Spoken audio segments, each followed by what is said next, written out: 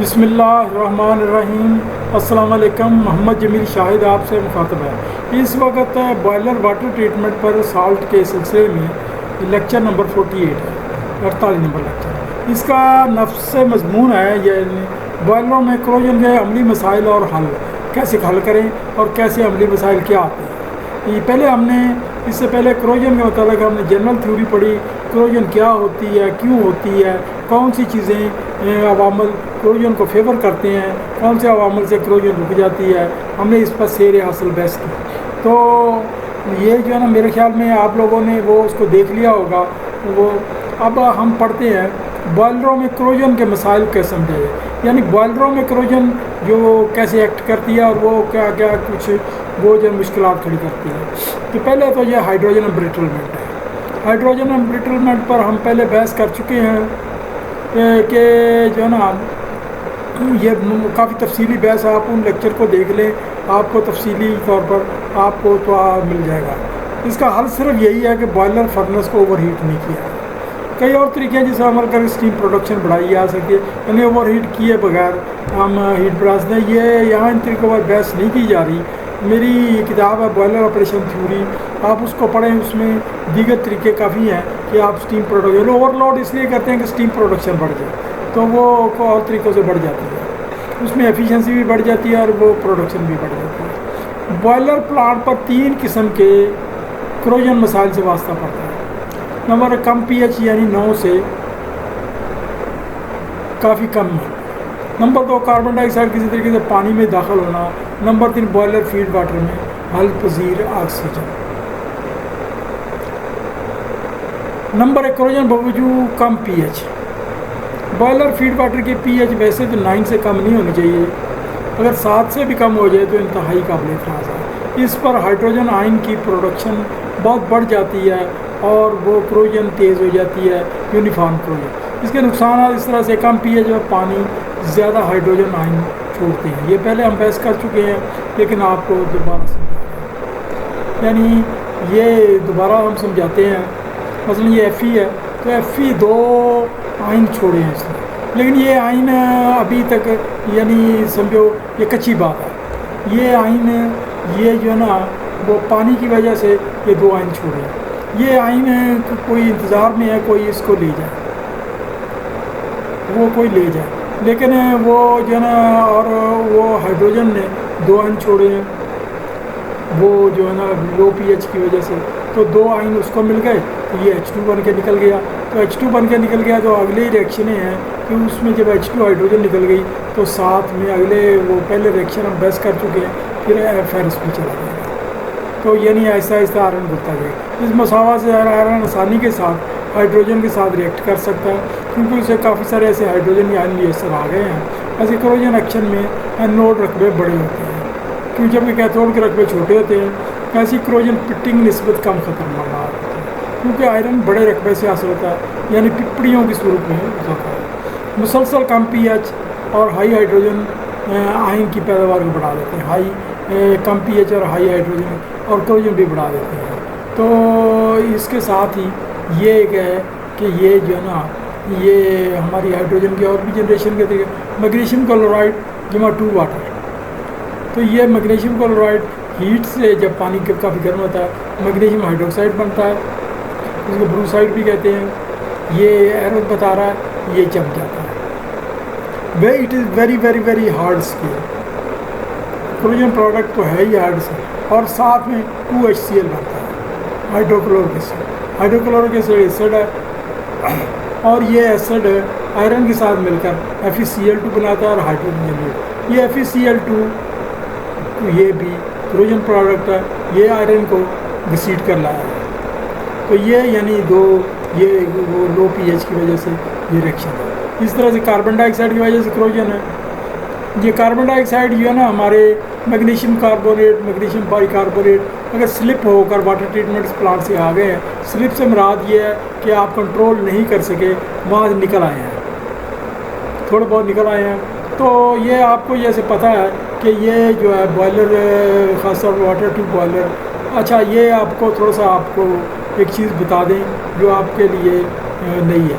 ये जो है ना, ये हमारी सारी बहस पावर हाउसों में मुतल्लक है। और पावर हाउसों में ऐसे पावर बॉयलरों में मुतल्लक है जिनका PSI 950 PSI से ज़्यादा प्रेशर है, क्योंकि बिजली बनाने के लिए हाई प्रेशर बॉयलर चाहिए होता है, और वो होते भी वाटर ट्यूब बॉयलर है या फिर वो न्यूक्लियर के, वो इससे भी हाई प्रेशर होता है। तो ये जो है ना, उसमें पानी इतने हाई प्रेशर बॉयलरों में जो जब हम ड्रम से पानी नीचे को आता है तो सर्कुलेशन में रहता है। कुछ पानी जो है हम ब्लो डाउन के रास्ते खारिज कर देते हैं ताकि वो जो है ना कंटिन्यूस ब्लो डाउन के रास्ते खारिज करते हैं ताकि हमारे सेडिमेंट्स कम हो जाए और वो डिज़ॉल्व साल्ट्स कम हो जाए। लेकिन ये सब के बावजूद वो तो कुछ ना कुछ तो वो रहते ही हैं ना सर्कुलेशन में, तो वो जो है ना ये क्रोजन का बायस बनते हैं। मसलन ये मैग्नीशियम बाइकार्बोनेट स्लिप हुआ, लाजमी तौर पर इसकी कंसनट्रेशन बढ़ती चली जाएगी। तो ये जो है ना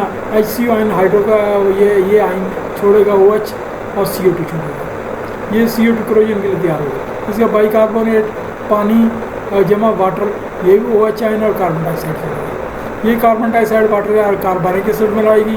पहले बहस हो चुकी है, आप वहाँ से देख लें कि ये कार्बनिक एसिड मुख्तलिफ़ किस्म के वो आयरन के साथ रिएक्ट करके आयरन के मरकबात बनाएगा और आयरन को ले जाएगा साथ। ऐसे मुख्तलिफ मरकबात आखिरकार कार्बन डाइऑक्साइड छोड़ते हैं, तो कार्बनिक एसिड बन जाते हैं। CO2 गैस सिस्टम से नहीं निकलती। इस तरह बहुत ख़तरनाक वाक़या है। इसके अलावा ये गैस pH भी कम कर देती है। इससे आपको अपने नुकसान बड़े 900 PSI से आप बॉयलरों के लिए सोडियम ट्राइसोडियम फास्फेट डालते हैं। तो ट्राइसोडियम फास्फेट यहाँ हमने पहले तो यहाँ हमने वो उसके नुकसान बताए हैं। मसलन ये एक वो जो है ना, हमने ये वही रिएक्शन है ये ऊपर गुजर चुका है। ये वो जो है ना HCO3 सॉरी ये रिएक्शन और ये HCO3 2H आयन जो जनरेट हुए हैं लो pH से, तो ये इसके साथ रिएक्ट करके ये वो जो है ना 2HCO3 आयन बनाते हैं। Fe ये जो है 2 आयन इंतज़ार में है कि कोई हमें ले जाए, तो ये पूरा आयरन ले जाएगा, ये इलेक्ट्रॉन नहीं ले जाएगा। तो 2H जमा 2 इलेक्ट्रॉन, ये 2 हाइड्रोजन बन गई, यानी ये एटॉमिक हाइड्रोजन है तो ये बन गई। ये एटॉमिक हाइड्रोजन जल्दी वो मॉलिक्यूलर हाइड्रोजन में कन्वर्ट होगा। आयरन जो है ना वो ये जो आयरन है ये इसने HCO3 के साथ समझौता कर लिया, तो ये बन गया जी FeHCO3 वो आयरन बाइकार्बोनेट्स। तो ये इसका मतलब आयरन आइटम साथ किया तो लोहा तो साथ किया। इस तरह से आयरन बाइकार्बोनेट है, आयरन कार्बोनेट भी बन गया, ये भी यानी कन्वर्शन हुई, कुछ ये बन गया तो ये आयरन गया साथ। ये कार्बन डाइऑक्साइड फिर जनरेट होगी, ये तो निकली नहीं, या ये भी ज़ाहिर होती ना, तो ये आ गया आयरन बाइकार्बोनेट्स, आयरन हाइड्रोक्साइड, यानी 3 किस्म के कंपाउंड ये मिले, एक हमें ये मिला, एक हमें ये मिला, ये 2-3 कंपाउंड मिल जाएंगे। मरकब pH वो इसलिए तो pH हदूद में रखने के लिए वो जो है कार्बन डाइऑक्साइड को कंट्रोल करना जरूरी। स्टीम ड्रम से पहले डोज किया जाता है इस सिलसिले में, क्योंकि स्केलिंग भी कंट्रोल करनी थी, इसलिए स्केलिंग के हिस्से में पड़ेंगे। तो सोडियम फास्फेट हम ऐड करते हैं ताकि pH भी कंट्रोल में रहे और pH ना बढ़ने पाए। तो हम इसको हम स्केलिंग के चैप्टर में पढ़ेंगे, क्योंकि डबल काम करता है। स्केलिंग भी कंट्रोल करता है और क्लोजन भी कंट्रोल करता है। कार्बन डाइऑक्साइड को अलग करना, कार्बन डाइऑक्साइड अगर पीछे से स्लिप होकर आई है तो वो हम वाटर ट्रीटमेंट प्लांट के वो जो है डीएरेटर में कंट्रोल कर लें। वैसे तो CO2 वाटर ट्रीटमेंट प्लांट पर डीगैसीफायर के जरिए अलग कर दिया जाता है। डीगैसीफायर क्या होता है? वाटर ट्रीटमेंट प्लांट पर एक वेसल होती है और वो जो है ना पानी जो फाइनल टैंकों को भेजने से पहले उसमें से गुजारा जाता है फैन, उसमें से वो पानी को शावर करता है और वो हवा दी जाती है। हवा जो है ना वो प्रेशराइज्ड हवा जो है ना वो कार्बन डाइऑक्साइड में ले जाती है और फ़ज़ा में निकल जाती है, वो जो डिज़ॉल्व होती है। प्रेशर लो किया जाता है पानी का ताकि ज़्यादा से ज़्यादा कार्बन डाइऑक्साइड आए। लेकिन फिर भी अगर ये कंडेंसेट रिटर्न लाइनों में आ रही है, अच्छा तो कंडेंसेट जो बॉयलर से रिटर्न लाइनें आती हैं उनमें कुछ ना कुछ कार्बन डाइऑक्साइड आ जाती है। तो डीएरेटर में हम अमोनियम हाइड्रोक्साइड डालते हैं सोल्यूशन, अमोनिया को पानी में डिज़ॉल्व करके डालते हैं।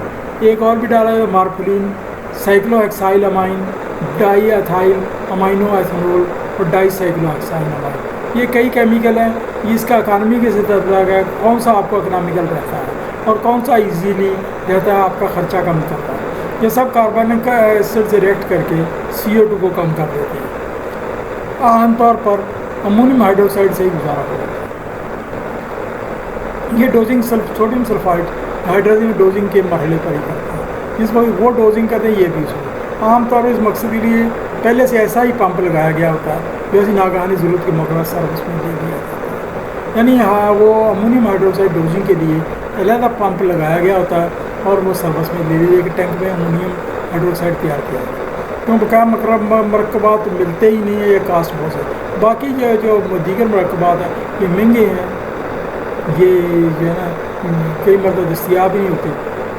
तो वो कार्बन डाइऑक्साइड जो है ना, अमोनियम हाइड्रोक्साइड्स दीगर, ये है कि काफ़ी बारीक बातें हैं कि उनके आखिर नुकसान तो हर एक चीज़ के होते हैं। तो ये बारीक बातें हैं कि ये कार्बन डाइऑक्साइड ये नुकसान करती है। ये पानी में हलशुदा ऑक्सीजन की वजह से क्लोरीन pH, ये हल पानी में जो डिज़ॉल्व्ड ऑक्सीजन आती है वो डीरेटर में काफ़ी हद तक ऑक्सीजन ख़त्म कर दी जाती है। लेकिन डीरेटर से पानी तो बॉयलर फीड पंपों के ज़रिए भेजना है ना, तो पंपों में किसी वजह से थोड़ी बहुत किसी से स्लिप होकर ऑक्सीजन फिर मिक्स हो जाता है, तो उसको कोशिश की जाती है बिल्कुल मिक्स हो। बॉयलरों में ये सबसे ख़तरनाक किस्म की है। इस पर कुछ तफसील से गुफ्तगू करेंगे। पहले भी हम गुफ्तगू कर चुके हैं कि इसका तरीका बारदात क्या है। इससे अंदरूनी हिस्सों में सुई की तरह के सुराख बन जाते हैं।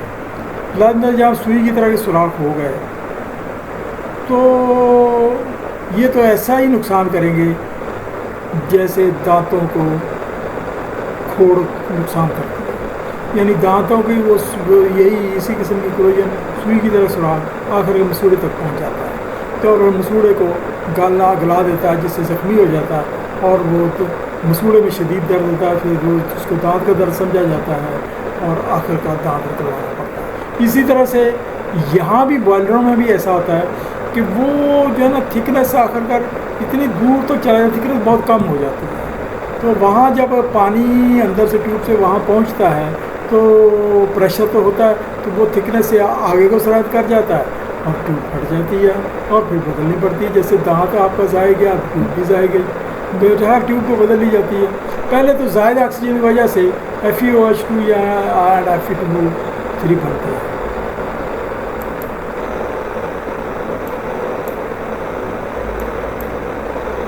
एरोजन का अमल इस बनी स्केल को तोड़ दिया। अगर एरोजन हो रही है किसी जगह से, तेज़ पानी जा रहा है, वो भी तोड़, खाली जगह पर छोटा सा गड़ा नुमा सुई नुमा गड़ा बन जाता है, जो एनोड का काम करता है। अब ये एक सेल बन जाता है। आयरन के अंदर इलेक्ट्रॉन कैथोड की तरफ सफ़र शुरू करते हैं, क्योंकि एनोड का रकबा छोटा होता है, इसी वजह से सुई नुमा गड़ा और गहरा होता है। क्योंकि इस सेल को बहरहाल आयरन को तोड़ देने होते हैं, आयरन तोड़ देने नजरियाती तौर पर जहाँ स्केल टूटती है कमज़ोर सा बन जाए, क्योंकि वहाँ कम आयरन ऑक्साइड होता है। क्योंकि कैथोड वाला इस स्ट्रॉन्ग सोल्यूशन मतलब पानी में आयरन की इस तरह से आयरनाइज होता है। Fe वो ये चीज़ पहले बहस कर चुके, लेकिन दो इलेक्ट्रॉन को तलबगार ना हो तो फिर आयरन को कुछ नहीं होता है। अभी दो इलेक्ट्रॉन अपने लिए प्लस रेडिकल ढूंढते हैं। पानी इस तरह से आयनाइज होता है, तो पानी ये 2H ये पानी आयनाइज होता है।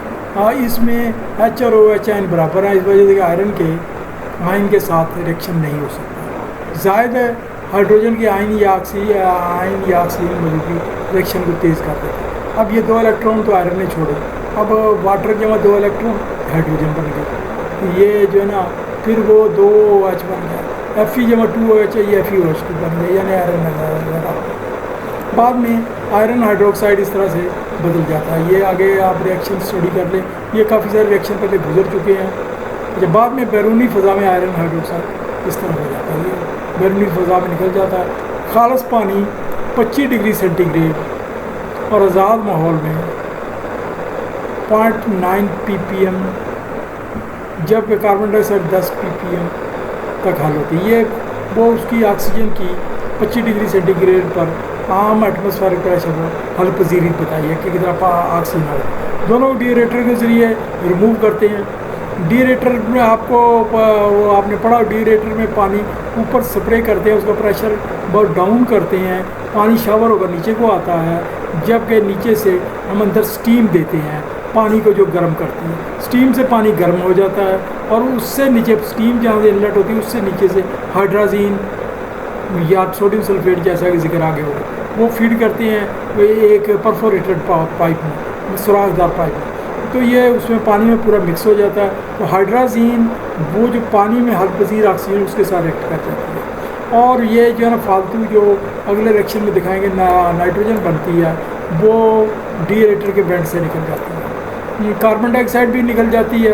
वो कार्बन डाइऑक्साइड का प्रेशर बहुत ड्रॉप हो चुका होता है और वो गर्म होकर वैसे ही निकलनी होती है और निकल जाती है, क्योंकि कार्बन डाइऑक्साइड तकरीबन मुकम्मल तौर निकल जाती है। 600 तो 900 PSI की बॉयलरों के लिए वो का यानी वो 600 तो 900 तक सोडियम सल्फाइड ऐड करते हैं और डीरेशन के बाद बॉयलर हीट वाटर में डोजिंग करते हैं। ये ऑक्सीजन से अमल कर सोडियम सल्फेट बना देता है। मसावात पहले बताया जाता है।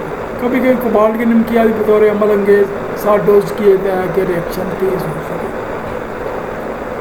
बॉयलर वाटर की ज़्यादा pH यानी 9 to 9.5 तो रखी जाती है, लेकिन 10 से ऊपर कभी नहीं जाने दी जाती। पर कम हाइड्रोजन आयन जनरेट होते हैं। ऐसा केमिकल फीड करने पर मसलन कम प्रेशर बॉयलरों से सोडियम सल्फाइड और ज़्यादा प्रेशर के बॉयलरों के लिए हाइड्रोजन इस्तेमाल करने से ऑक्सीजन कंट्रोल पहुँच सकता। बहुत कम ऑक्सीजन पर रिएक्शन तो होता है आयरन के साथ उसी तरह, लेकिन Fe2O3 की बनने की बजाय Fe3O4 बनता है, इसको मैग्नेटाइट कहते हैं। ये Fe3O4 ऐसी चीज़ है जिसका वॉल्यूम जिस लोहे से हासिल हुआ ज़्यादा होता है और वो पक्का जम जाता है। जो आवाज़ तय का ये सिर्फ खुरचने से भी रुकती है, यानी ये जो है एमरी पेपर से हाइड्रोजन जहाँ ऑक्सीजन को फिर काबू रखती है वहाँ मैग्नेटाइट फिल्म Fe3O4 भी फिल्म भी बनाती है। याद रहे केमिकल डीरेटर में फीड किए जाते हैं, ये डीरेटर में फीड की जाती है। इसके रिएक्शन कुछ यूँ है, यहाँ आपको रिएक्शन बता रहे हैं। सोडियम सल्फाइड जमा ऑक्सीजन, ये वो ऑक्सीजन डिजॉल्व है, सोडियम सल्फेट बन गया, ऑक्सीजन खप गया। ये हाइड्रोजन जमा ऑक्सीजन OH2 जमा नाइट्रोजन, नाइट्रोजन आम फजा में पाई जाती है, डीरेटर से बजाय ऑक्सीजन निकलेगा नाइट्रोजन। इस तरह से हाइड्रोजन जमा Fe2O3, अगर Fe2O3 स्लिप होकर आ रहा है थोड़ा बहुत तो ये Fe3O4 बन जाएगा, ये मैग्नेटाइट बन गया, साथ में नाइट्रोजन निकल गया और वाटर निकल गया। अगर किसी वजह मैग्नेटाइट की फिल्म टूट जाए तो दोबारा जल्दी मरम्मत हो जाए। 900 PSI ये बड़े बॉयलरों में वो आमतौर पर हाइड्रोजन डोजिंग की जाती है।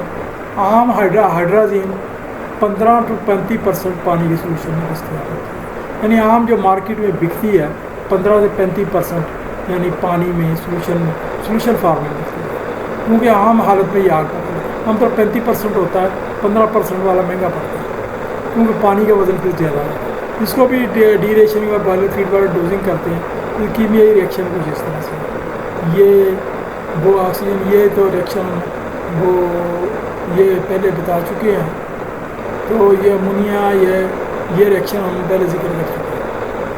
हाइड्रोजन के जमा कॉपर ऑक्साइड, अगर कॉपर ऑक्साइड आ रहा हो तो क्यूप्रिक ऑक्साइड जमा 2 वाटर जमा नाइट्रोजन ये भी निकल जाता है इसमें। अच्छा, हाइड्रोजन में अगर टेम्परेचर हम 270 डिग्री सेंटीग्रेड से ज़्यादा ले जाए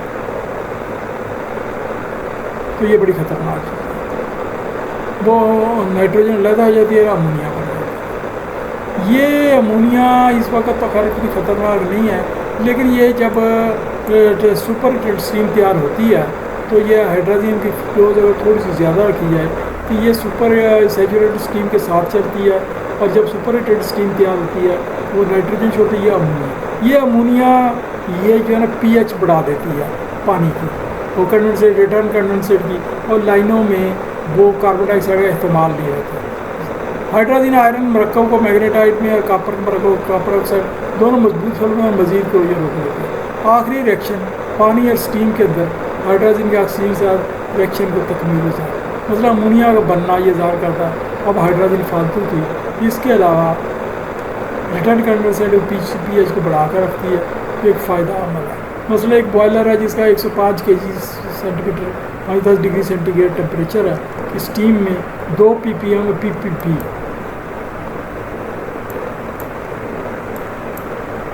ऑक्सीजन की इजाज़त है। अभी कुछ और केमिकल भी बॉयलर फीड वाटर में ऑक्सीजन कंट्रोल करने के लिए इस्तेमाल हो रहे हैं। कुछ के नाम ये है मिथाइल इथाइल हेटोक्साम कैटलिस्ट, फिर वो जो है ना एजामीना है 8000 RD, और हाइड्राजीन हैविंग कोबाल्ट साल्ट। इसमें ये जो है ये ज़्यादा मुस्तमल इकानमी भी देखनी पड़ती है, बचत भी देखनी पड़ती है, तो क्योंकि ज़्यादा वो स्टीम बर्न प्रोडक्शन करनी पड़ती है, इस वजह से ये दी जाए। इसके साथ ही ये हमारा मौजू ख़त्म हुआ। Thank you very much.